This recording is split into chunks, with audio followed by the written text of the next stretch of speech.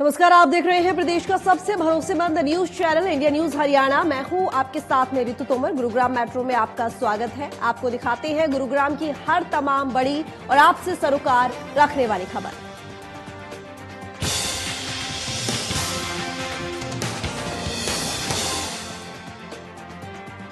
Bulletin की शुरुआत करेंगे। गुरुग्राम में कोरोना के बढ़ रहे मामले लगातार। जिले में 24 घंटे में 355 नए मामले सामने आए हैं। 24 घंटे में 255 मरीज रिकवर हो चुके हैं। तो जिले में 872 कोरोना के एक्टिव मरीज फिलहाल हैं। तो कोरोना का अपडेट आपको दे दें, इस वक्त की बड़ी खबर आपको बता रहे हैं। 24 घंटे में 255 मरीज हैं जो रिकवर हुए हैं और इसके साथ ही 1872 ऐसे केसेस हैं जो कि फिलहाल एक्टिव हैं। और गुरुग्राम में कोरोना के मामले लगातार बढ़ रहे हैं। संक्रमण की बात करें अगर तो फिलहाल आपको बता दें कि वो लगातार बढ़ रहा है और मामले लगातार बढ़ रहे हैं। 24 घंटे में जिले में 355 नए मामले सामने आए हैं, लेकिन वहीं 255 मरीज ऐसे हैं जो कि रिकवर हुए हैं। तो जिले में 872 कोरोना के एक्टिव केसेस फिलहाल मौजूद हैं। तो आपको बता दें कि लगातार कोरोना का संक्रमण एक बार फिर से बढ़ने लगा है और ऐसे में बहुत ज्यादा यहाँ पर सावधान रहने की जरूरत है, ख्याल रखने की जरूरत है। कोरोना को लेकर जो कोविड प्रोटोकॉल्स है, कोविड-19 के जो प्रोटोकॉल्स हैं वो यहाँ पर फॉलो करने की जरूरत है। 2 गज की दूरी, मास्क है जरूरी, इसके साथ हीट सैनिटाइजेशन की अगर बात करें तो वो भी अब आपको करना पड़ेगा, क्योंकि कहीं ना कहीं जिस तरीके से बीच में हमने देखा था कि मामले कम हुए थे तो लोगों की आदत छूट गई थी, लेकिन एक बार फिर से उस आदत को दोबारा अपना लें। आगे बढ़ेंगे। घरेलू सिलेंडर के दामों में एक बार फिर से 50 रुपए की बढ़ोतरी हुई है। वहीं कमर्शियल सिलेंडर की कीमतों में 10 रुपए की छूट दी गई है, जिसके बाद गुरुग्राम में अब घरेलू सिलेंडर 1008 रुपए का मिल रहा है। देखिए हमारे संवाददाता की ये रिपोर्ट। लगातार बढ़ती महंगाई के कारण एक बार फिर जो गैस सिलेंडर है यानी घरेलू सिलेंडर लोगों की, आम लोगों की, गरीब लोगों की पहुंच से अब दूर होता नजर आ रहा है। एक बार फिर गैस सिलेंडरों पर 50 रुपए का इजाफा हुआ है, जिसके बाद लोग जो हैं परेशान होने लगे हैं। ऐसे ही हम एक परिवार के पास पहुंचे हैं जो कि एक बीपीएल परिवार है और ऐसे में उस परिवार को किस तरीके की दिक्कतें आती हैं, क्योंकि जो सरकार है वो बात करती है कि जो लोग नीचे तबके के जो लोग हैं उनको राहत पहुंचाने का काम जो है केंद्र सरकार और राज्य सरकारें करती हैं। तो ऐसे में बढ़ते 50 रुपए के दामों के बाद कितना मुश्किल हो गया है इन गरीब परिवारों के लिए सिलेंडर का इस्तेमाल करना, और क्यों मजबूर हो गए हैं एक बार फिर उसी अगले दिन सुबह ही चूल्हा जलाकर रोटी बनाने के लिए। पहले कुछ एक महिला हमारे साथ है, उनसे बात करने की कोशिश करते हैं कि कितना मुश्किल होता है इस तरीके से अचानक जो दाम बढ़ जाते हैं और अगली सुबह फिर किस तरीके से जो है व्यवस्थाओं को संभालती है एक घरेलू महिला। नाम बताइए। नाम मुनीर से भाई।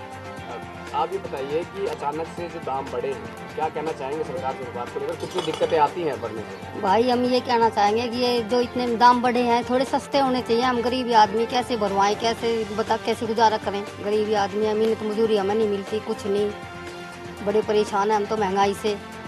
मैं आपको पहले तो इनका घर भी मैं दिखा दूं। ये चूल्हा यहाँ जल रहा है, आप देख सकते हैं। खाना यहाँ बनाया जा रहा है और परिवार की जो हालत है वो मैं आपको भी दिखाना चाहूंगा कि घर के अंदर लेंटर तक नहीं है, चद्दरों से जो है मकान को ढका हुआ है। और ऐसे में जब इस परिवार के ऊपर ऐसी मार जब पड़ती है, गैस की मार जब पड़ती है, अचानक से दाम जब बढ़ जाते हैं तो कितना मुश्किल इन लोगों के लिए होता है, वो भी हम बात अब करते हैं। तो अचानक इन बड़े दामों को किस तरीके से आप संभालेंगे?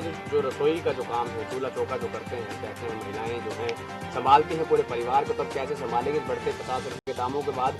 अब कितना मजबूर हैं आप चूल्हे पे काम करने के? मजबूर है भैया, बहुत है, बना नहीं सकते। बता क्या करें? अब ईंधन को चलाते हैं अपना, उसी पे बनाते हैं। गरीब आदमी कोई हमारा बीपीएल कार्ड नहीं, कुछ नहीं, हम इतने परेशान है। दाढ़ी मजदूरी हमें नहीं मिलती। जहाँ 20 दिन काम करेंगे वहाँ 10 दिन के पैसे मिलते हैं। हमारे बच्चे भी हैं, उन्हें कैसे कैसे पालते हैं, और सिलेंडर तो हम कहाँ से भरवाएं भैया? तो लकड़ी से और उपलों से जो है रोटी बनाना क्या सस्ता पड़ता है सिलेंडर से? हाँ भैया, सस्ता तो पड़ता ही है जी। वो तो हम लिया मैं मेहनत करके, अब पैसे कहाँ से लाए सिलेंडर भरवाने के लिए? जी। तो सरकार से क्या अपील करते हैं? सरकार से हम ये करते हैं जी, सिलेंडर भी सस्ता होना चाहिए, हमारी सुनाई होनी चाहिए। घर मकान रहने का ऐसे हमारे लिए नहीं है, गैस कहाँ से भरवाएं? बच्चों को नौकरी मारो को ढंग से नहीं, कुछ नहीं। हम सरकार से ये अपील करेंगे कि हमारी सुनाई होनी चाहिए। कोई बीपीएल कार्ड हमारा नहीं है, हम इतने गरीब आदमी, सुबह खाना बन गया तो हमें शाम की भी आस नहीं रहती। कोई कमाने वाला हमारा नहीं, ये आदमी मेरा नहीं कमाने वाला, घर मकान मेरे नहीं जी। बीमार मैं रहती हूँ, मेरे पहले ही हार्ट प्रॉब्लम वैसा है। हम ये चाहेंगे हमारी सुनाई होनी चाहिए जल्दी से जल्दी। तो जो मैं आपको बता रहा था कि जिस तरीके से अब अचानक जो दाम बढ़े हैं, हालांकि जो कमर्शियल सिलेंडर हैं उसके ऊपर 10 रुपए की छूट भी दी गई है, मगर दुकानों से ज्यादा शहरों में मकान होते हैं। अगर 10 दुकान महंगाई की मार झेल रही है तो काम चल सकता है, मगर 10,000 मकान जो है महंगाई की अगर मार झेलेंगे तो कैसे काम चलेगा। कहीं ना कहीं जो सिलेंडर के जो दाम हैं वो बढ़े हैं और सिलेंडर के ऊपर अब जो है लकड़ी और गोबर के चोपले हैं वो हावी होने लगे हैं, क्योंकि जो लोग हैं वो मजबूर हैं अपने घरों के अंदर इस तरीके से लकड़ी और गोबर के उपलों से जो है रोटी बनाने के लिए, क्योंकि अचानक जो दाम बढ़ गए। जो लोग गरीब हैं, जिनकी प्रतिदिन जो आय है वो 100 रुपए की भी नहीं है, तो वो कैसे 1008 रुपए के सिलेंडर को भरवा पाएंगे, क्योंकि पूरे महीने में 3000 रुपए की इनकम अगर उनकी हुई है, क्योंकि और भी बहुत से खर्चे होते हैं, घर में कई सदस्य होते हैं, सबका खाना भी होता है और भी बहुत सारी इलेक्ट्रिसिटी से लेकर हर तरीके का जो बिल है वो भरना होता है। तो कहीं ना कहीं एक 50 रुपए का जो एडजस्टमेंट है वो भी सरकार अगर ऊपर नीचे करती है तो कहीं ना कहीं जो है बहुत बड़ा फर्क इन लोगों के ऊपर देखने को मिलता है। गुरुग्राम से मोहित कुमार, इंडिया न्यूज। तो सोहना में इंडिया न्यूज हरियाणा की खबर का असर देखने को मिला है, जहां पर अतिक्रमण को लेकर परिषद ने अपना कड़ा रुख अपनाया है। फुटपाथ पर हो रहे अतिक्रमण को लेकर इंडिया न्यूज हरियाणा ने प्रमुखता से इस समस्या को उठाया था, जिसके चलते परिषद ने अपनी कड़ी कार्रवाई करते हुए फुटपाथ को पूरी तरह खाली करवा दिया। वहीं रेहड़ी वालों को एक निश्चित स्थान भी मुहैया करा दिया गया है। काफी समय से रहने वालों ने पूरी तरह से फुटपाथ पर कब्जा कर लिया था, जिसको लेकर नगर परिषद ने कड़ा रुख अपनाते हुए सभी रेहड़ियों को वहां से हटा दिया और अपने कब्जे में ले लिया। नगर पालिका अधिनियम के तहत नगर परिषद का कर्तव्य है कि आम जनमानस को आने जाने में कोई असुविधा ना हो, इसलिए जो भी इम्प्रूवमेंट है उनको हटाना नगर परिषद का कर्तव्य है, तो रूप से जारी रहेगा। और कहाँ कहाँ हटाया है सोनू? ये सिविल रोड और मेन बाजार में जहाँ रेडिया हैं उनको सबको हटाया गया है और उनके लिए जगह भी चिन्हित की गई है कि अगर वो चाहें तो राजीव गांधी पार्क के सामने अपनी रेडिया लगाएं। गुरुग्राम नगर निगम पर एक बार फिर भ्रष्टाचार को लेकर सवाल खड़े हो गए हैं। इस बार गुरुग्राम की देवीलाल कॉलोनी में निर्माणाधीन इमारत को तोड़ने की धमकी देने वाले जेई और उसकी टीम के द्वारा रिश्वत लेने के आरोप लगे हैं। बहरहाल गुरुग्राम पुलिस ने जेई कर्मचारी हितेश समेत अन्य के खिलाफ विभिन्न धाराओं के तहत मुकदमा दर्ज किया है। दरअसल कल जेई और उसकी टीम गुरुग्राम के देवीलाल कॉलोनी में पहुंची, जहां उन्होंने निर्माणाधीन इमारत को अवैध बताते हुए नोटिस जारी कर इमारत पर बुलडोजर चला कर ध्वस्त करने की धमकी दी और कार्रवाई न करने की एवज में 1 लाख रुपए की मांग की गई। जब मकान मालिक द्वारा कहा गया कि 20 या 30 हजार रुपए ले लो लेकिन मकान मत तोड़ना, तो जेई की टीम नहीं मानी और 1 लाख की मांग करने लगी। वहीं मकान टूटने के डर से मकान मालिक हरीश ने नगर निगम टीम के कर्मचारी हितेश को 50,000 रुपए दे दिए, लेकिन भ्रष्ट जेई और उसकी टीम का पेट इतने में नहीं भरा और कल फिर नगर निगम के कर्मचारी मौके पर पहुंचकर 50,000 की मांग करने लगे, जिसके बाद स्थानीय निवासियों ने नगर निगम के ड्राइवर समेत रिश्वतखोरों कर्मचारी को मौके पर दबोच लिया। लेने आए हैं ना ये।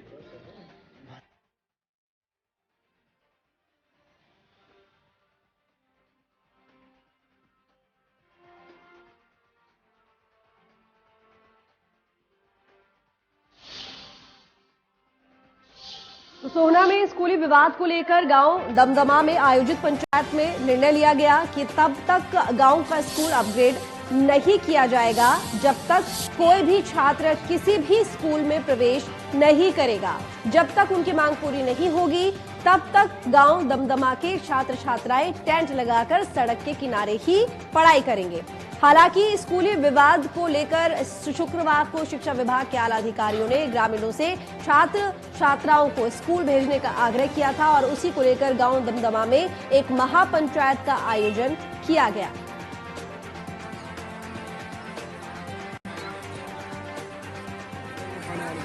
पंचायत ने फैसला लिया है कि जो बच्चे हमारे बैपुर स्कूल में जाते हैं उनको वहाँ पे नहीं भेजेंगे और हो सकता है दूसरे स्कूलों में भी नहीं भेजें जब तक कि हमारा स्कूल जो अपग्रेड नहीं हो जाता, और उसके लिए हम पूरा संघर्ष करेंगे।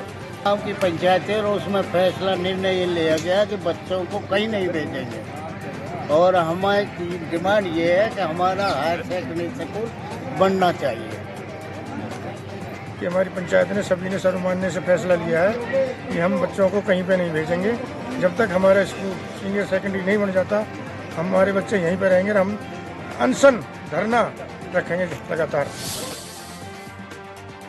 तो गुरुग्राम के भौडा कला स्थित ओम शांति रिट्रीट सेंटर में बेटियों को सशक्त और सुदृढ़ बनाने के लिए सुसंस्कारों की धरोहर है भारत बेटियां कार्यक्रम की शुरुआत की गई।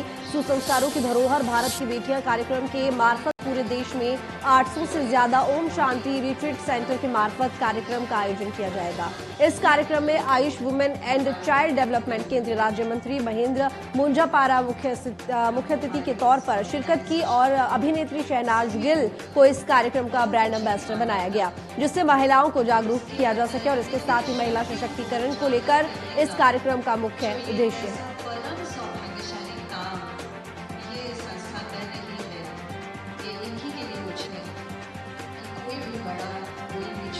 कोई भी काम रात का ये प्रोग्राम माननीय आशा दीदी के नेतृत्व में ओम शांति के साथ हमारी बेटियां भारत की धरोहर ये प्रोग्राम आज लॉन्च किया जा रहा है।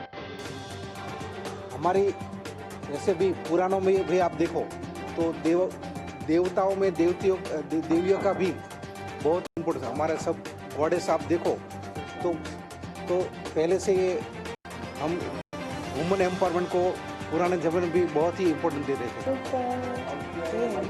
यही है कि आत्मा के अंदर शक्ति होती है, परंतु उस शक्ति को उजागर करना उसके लिए माध्यम और साधन चाहिए। तो स्पिरिचुअल एम्पावरमेंट एक चीज़ है। सरकार की जो नीतियाँ हैं, पॉलिसीज़ हैं, उससे कन्याओं को, कुमारियों को बहुत कुछ फायदा है। लेकिन जब तक आप किसी का मनोबल नहीं बढ़ाते, जब तक आप किसी के अंदर विल पावर नहीं बढ़ाते, जब तक आप किसी के अंदर कुछ कर चुकने की शक्ति नहीं उत्पन्न करते हैं, तो वो चीज़ इनर्शिया के रूप से रह जाती है। तो साइबर सिटी कहे जाने वाले गुरुग्राम में जल्द सबसे बड़ी मैराथन कराई जा रही है, जो कि 5 किलोमीटर की होगी। इसमें हरियाणा से लोग बढ़ चढ़कर पार्टिसिपेट कर रहे हैं। ये मैराथन एक एनजीओ के सहयोग से करवाई जा रही है। गरीब बच्चों और बुजुर्ग लोगों को सहारा देकर उनका पालन पोषण करते हैं। इस मैराथन में गायक कलाकार फाजिलपुरिया, एमडी सहित अनेक कलाकार लोगों को मैराथन में जोश भरेंगे और साथ ही एनजीओ दुरुस्त ट्रैफिक व्यवस्था के साथ मिलकर लोगों को जागरूक करने का काम भी कर रहे हैं।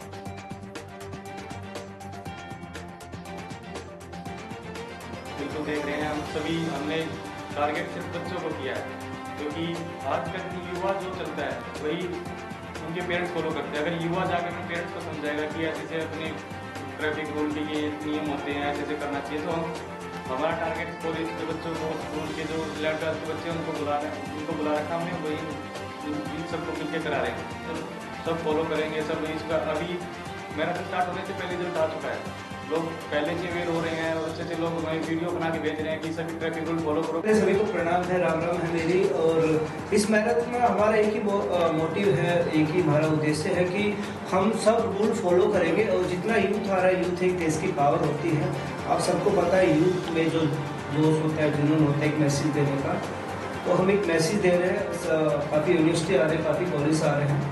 तो ये मैराथन सुबह 6 बजे से हम स्टार्ट करेंगे और 2 घंटे की मैराथन होगी, जिसमें हम फर्स्ट सेकंड थर्ड का प्राइज़ भी देंगे, जो फर्स्ट सेकंड थर्ड होगा। और जितने पार्टिसिपेट करेंगे उनको सेपरेट सभी के लिए है। तो सभी से रिक्वेस्ट है कि कल सुबह 6 बजे। एक बार फिर गर्मी का कहर जारी है। बीते 2 दिनों में हुई बरसात का भी कुछ असर नहीं दिख रहा है। गुरुग्राम में तापमान 45 डिग्री के पार है। लोग नींबू पानी और शिकंजी का सहारा ले रहे हैं। लगातार बढ़ती गर्मी के साथ साथ अब गुरुग्राम में जो तापमान है उसमें भी इजाफा हो रहा है। ऐसे में लगातार गुरुग्राम में जो गर्मी का आलम है वो देखने को मिल रहा है। और इस शहर के अंदर जहाँ ऊंची ऊंची इमारतें हैं, कंक्रीट का जंगल इसे कहा जाता है, तो वहीं बढ़ता तापमान भी लाजमी है। कुछ लोग हमारे साथ हैं, उनसे हम बात करने की कोशिश करते हैं। इस बढ़ते तापमान का क्या खामियाजा जो है एक ऑटो चलाने वाले जो लोग हैं, मजदूरी करने वाले जो लोग हैं, उनको उठाना पड़ता है। नाम बताइए अपना। संजय कुमार नाम। संजय कुमार जी, लगातार गर्मी बढ़ रही है, तो ऐसे में कितना मुश्किल होता है आप लोगों के लिए सवारियों को लाना बिठाना चलना, कितना मुश्किल होता है? बहुत मुश्किल होता है और बहुत गर्मी पड़ रहा है, बारिश वारिश हो नहीं रहा है। किस चीज़ का सहारा लेते हैं इस गर्मी को बचने के लिए? वही नींबू पानी, ठंडा पानी, हाँ वही सब मटका अटका वाला पानी पी लेते हैं।